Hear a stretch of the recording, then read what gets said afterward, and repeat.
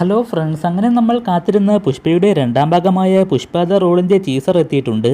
ആദ്യം തന്നെ ഇന്ന് 42ാം ജന്മദിനം ആഘോഷിക്കുന്ന നമ്മുടെ സ്റ്റൈലിഷ് സ്റ്റാർ അല്ലു അർജുന് ജന്മദിനാശംസകൾ.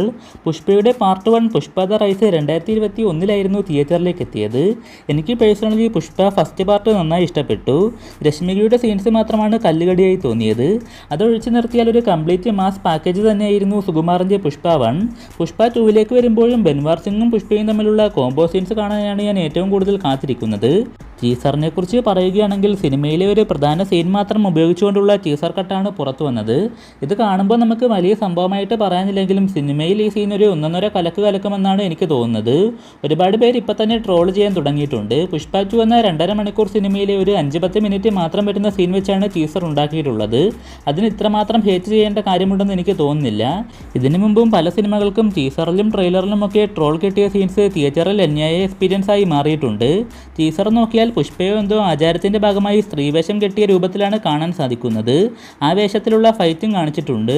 ഒന്നെങ്കിൽ ഇത് സലാറിലെയൊക്കെ പോലെ ദൈവത്തോട് ഉപമിച്ചുകൊണ്ടുള്ള ഒരു എലവേഷൻ സീൻ ആയിരിക്കാം.